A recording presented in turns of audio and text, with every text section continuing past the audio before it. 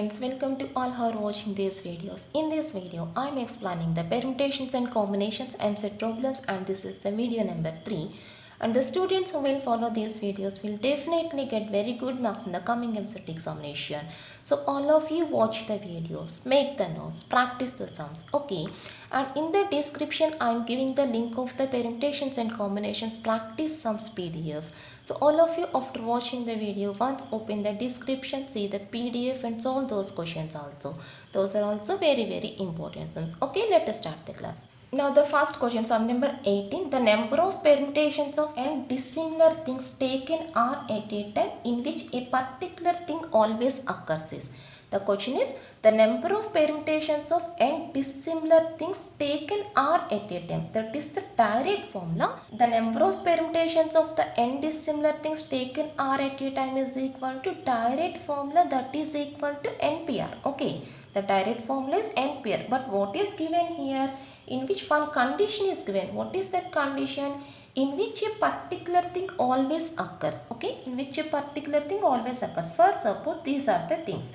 1, 2, 3 and so on n things. We have to take r articles. The number of permutations of the n dissimilar things taken are at a time. That is, from these n articles we have to take r articles. These are the n articles, these are the r articles. We have to take r articles from these n articles. That can be done in n pair. That is the answer. But what is the condition here? One particular thing always occurs. That is, first suppose this is the thing always occurs. That is, directly we take this thing first. Okay. Now what are the remaining things here? N minus 1. What are the remaining gaps here? R minus 1. That is, now we have to select r minus 1 things from the n minus 1 things. Okay. Now I select one thing here. Now I can fill this thing in any of the r gaps here. Okay. One particular thing always occurs means first I take that particular thing and I can place that thing in the r gaps in r base. Place this thing in r base, in the r gaps in r base. The remaining things is equal to n minus 1. Remaining gaps is equal to r minus 1. We can place the remaining things in the remaining gaps in n minus 1 p r minus 1 base. Therefore, the answer is r into n minus 1 p r minus 1. Okay. One particular thing always occurs means first we take that particular thing and we can place that particular thing in any of the r places. That can be done in r base. We place that one at the first place or second place or third place or rth place. So the possibilities is equal to r. Remaining things is equal to n minus 1. Remaining gaps is equal to r minus 1. We can fill these things in these gaps in n minus 1 p r minus 1 base. Therefore, the answer is equal to r into n minus 1 p r minus 1, and that is the second option. That's all. Now the next question, sum number 19. The ways in which the timetable for Monday be completed if there must be 5 lessons that day. The subjects are algebra, geometry, calculus, trigonometry, vectors, and algebra and geometry must not immediately follow each other. Okay. The question is, the ways in which the timetable for Monday be selected, completed if there must be 5 lessons. We want the timetable for Monday. Here the question is, we want the timetable for Monday. We have to set the timetable for Monday. What is the condition here? Given that there must be 5 subjects, we have to form a timetable for these 5 subjects. But what is the condition? The condition is algebra and geometry must not immediately follow each other. Algebra and geometry must not immediately follow each other. That is, we have to form the timetable here. That is given question. That is, we have to arrange the 5 subjects. In how many ways we can arrange the 5 subjects? In 5 factorial. Actual answer is equal to 5 factorial. But what is the condition? These 2 subjects must not come together. These 2 subjects must not follow immediately. That is, first we set these 3 subjects. First we set the timetable for these 3 papers. That can be done in 3 factorial. Okay. First we put the timetable for these 3 papers. That can be done in 3 factorial. 3 subjects, that is 3 factorial. Now what are the gaps in between them? We have the 4 gaps, 1, 2, 3, 4. Now we have to set these 2 papers in these 4 gaps. 4 gaps, 2 subjects. That can be done in 4p2. Therefore, the answer is equal to 3 factorial into 4p2. Understand? The condition is algebra and geometry must not follow each other. That is, leave these two first. First set the 3 papers. That can be done in 3 factorial. Gaps is equal to 4. Remaining subjects is equal to 2. That can be done in 4p2 ways. Okay. 3 factorial into 4p2. What is 3 factorial? 6. And what is 4p2? 12. Therefore, the answer is equal to 72, and that is the first option. That's all.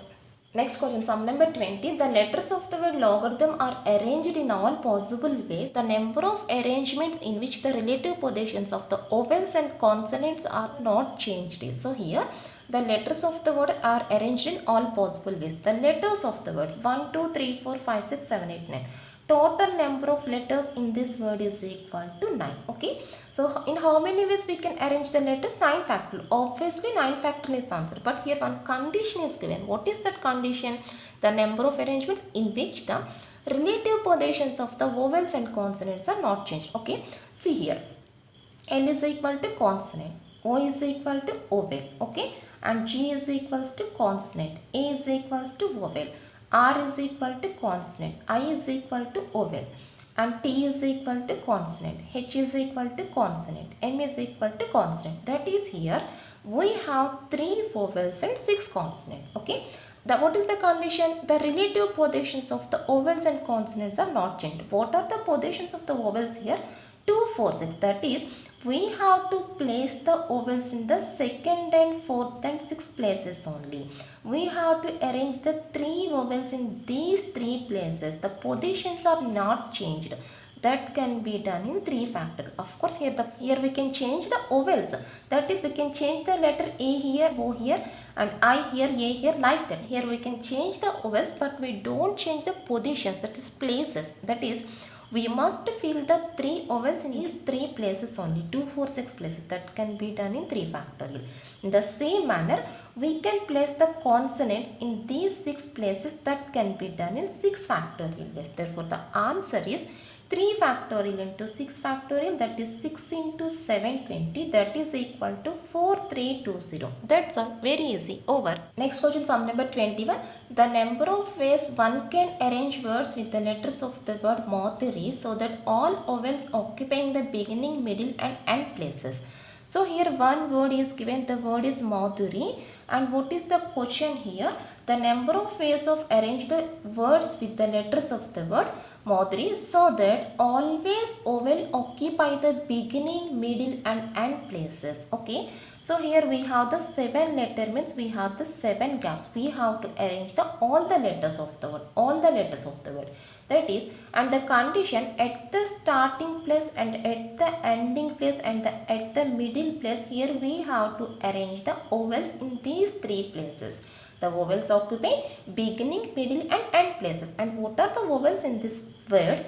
A, U, I. That is, we can fill these 3 vowels in these 3 gaps only. Here the condition is we have to fill these 3 letters in these 3 gaps. First place, middle place, end place. That can be done in 3 factorial. Now the remaining 4 letters, here we have to fill the remaining 4 letters in the remaining 4 gaps. That can be done in 4 factorial. Okay. Therefore, the answer is equal to 3 factorial into 4 factorial. That's all. How to fill the vowels in these 3 places, that can be done in 3 factorial, and we have to fill the consonants in these places, that can be done in 4 factorial. Therefore, the answer is equal to 4th option. Next question, sum number 22. The number of permutations that can be made from the letters of the word Sunday without beginning with S or without ending with Y. Okay. The question is, one word is given here. What is the word? Sunday. One word is given, Sunday. The number of permutations that can be made from the letters of the word Monday. We want the number of permutations made by this word. So what are the conditions here? Without beginning S or without ending by. Okay. So first listen carefully. I am using one logic here. So what are the number of permutations made by the given letter is equal to 6 factorial. Okay. The total number of permutations formed by these letters is equals to 6 factorial. What is the condition? Without beginning with S. That is, first I take the words here with the beginning S.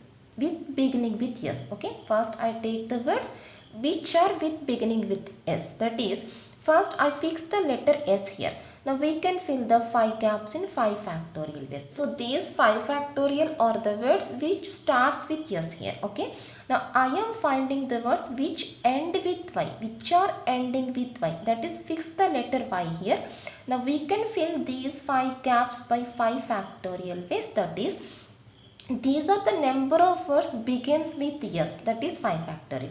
These are the words number of words ending with Y, that is 5 factorial. What is the answer? These are all words, that is which are begins with S, ends with Y, and so on so on. All words is equal to 6 factorial. Total number of words is equal to 6 factorial. Now we don't want these two values. Okay, we want the words which are not starting with S, which are not ending with Y. That is, simply subtract these values from the total number of words. Simply subtract the words which starts with S, which ends with Y from the total letters, from the total words. That is the concept. And also see here starts with S. Suppose I take these, some words are ending with Y. Okay, suppose some words are ending with Y. Now what are the remaining 4 gaps can be filled in 4 factorial. That is, these 4 factorial are the words which starts with S and ends with Y. Okay. Similarly, here also, if suppose some words are starts with S here, okay, then we can fill these 4 gaps in 4 factorial ways. That is, here also 4 factorial are the words which starts with S and ends with Y. That is, here we have the common words. What are the common words? Which starts with S and ends with Y, which starts with S and ends with Y. We are subtracting the common words twice here. So add the common words here plus 4 factorial. That's all. This is the answer. Now taking the simplification, 6 factorial is equal to 720. 5 factorial is equals to 120. This is 120 plus 24. Okay. Therefore the answer is equal to 504. That's all. This is the answer. Very easy logic. First, writing the total words which are formed by the letters of the word Sunday, and taking the words which starts with S, taking the words which ending with Y, and subtracting those two and adding the common words. What are the common words? These are the common words which starts with S and ends with Y. Those are 4 factorial, 4 factorial. Adding that number. That's all. Next question, sum number 23. The number of 5-digit numbers that can be formed with the digits 0, 1, 2, 3, 4, 5, 6, 7. So the question is the number of 5-digit numbers which are formed by using these numbers. We want the 5-digit numbers 1, 2, 3, 4, 5. Okay. So that is, here we have the 8 numbers. We have to form the 5-digit numbers. That can be done in 8p5 ways. Okay. Number of ways of filling these 5 gaps by the 8 numbers. That is 8p5. Now see here, if suppose when we take the 0 at the first place, then it becomes the 4-digit number, not a 5-digit number. Okay. Suppose if we fix the 0 at the first place, now remaining gaps is equal to 4 here, remaining numbers is equal to 7 here. Already we used this number. Remaining numbers is equal to 7, remaining gaps is equal to 4. That is, we can fill these 4 gaps by the 7 numbers in 7p4 ways. Okay, we can fill these 4 gaps by the remaining 7 numbers in 7p4. Now what are these 7p4 numbers? These are the 4-digit numbers which starts with the digit 0. These are not the 5 digits. So simply subtract those numbers from all the numbers. All the numbers means 8p5 means 5-digit numbers including 0. Here we have the 0 at the first place also. So we are subtracting those numbers from the entire numbers. That is, the answer is 8p5 minus 7p4, and that is the third option. That's all. Very easy. First forming all the 5-digit numbers and subtracting the 5-digit numbers with the first place 0 number. With the number which is 0 at the first place. This is the first place means the numbers becomes the 4-digit numbers. Those are not the 5 digits. We are subtracting those numbers from the entire numbers. That's all. Next question, sum number 24. Number of 5-digit numbers that can be formed with 0, 1, 2, 3, 5 which are divisible by 5. Okay. So the question is the number of 5-digit numbers which are formed by the given digits and which are divisible by 5. We want the 5-digit numbers. Which are divisible by 5. Okay. So first I place the first digit here by the numbers 1 or 2 or 3. So first I fill the first digit by any of the three numbers 1, 2, 3. This can be done in three ways. I can fill the first gap by 1 or by 2 or by 3. That is three ways. And here what is the condition? If any number is divisible by 5, then the units place must be 0 or 5. That is, we can fill the first gap in two ways. We can fill the units place in two ways. Now remaining gaps is equal to 3 here. Okay. So first here I can fill the first gap by the numbers 1, 2, 3. That can be done in three ways. And since the condition is the number is divisible by 5, that is here we want the number 0 or 5 in the units place. That is, this can be done in two ways. Remaining gaps is equal to 3. Remaining numbers is equal to 3. Already here we used one number, So using the two numbers, here we have only three numbers. Filling the three gaps by the three numbers, that can be done in 3 factorial ways. So we have to fill the remaining gaps by the remaining numbers in 3 factorial. So in this case the answer is equal 3 into 2 is equal to 6. 3 factorial is equal to 6, that is 36. These 36 are the numbers which starts with the numbers either 1 or 2 or 3. Okay. If suppose I fill the first gap by the digit 5 here, we can't fill the first digit by 0, since when we take 0 here, then it becomes the 4 digit numbers. So we don't take first digit is equal to 0. Now what is the remaining possibility? Filling the first gap by the number 5 here. Okay. So that can be done in one way. First fix the number 5 at the first place here. And what is the condition? The number is divisible by 5. That is, here we have to fill the 0 at this place. Already we placed the 5 here. What is the remaining possibility? Only 0. When we take 0 only here, then only it must be divisible by 5. So fix the number 0 at the units place. Okay. Now the remaining 3 gaps can be filled by the remaining 3 numbers in 3 factorial ways. Therefore the answer is 1 into 3 factorial into 1, that is equal to 6. Therefore, total number of numbers that are divisible by 5 is equal to 36 plus 6, that is equal to 42. That's all. And that is the second option. That's all.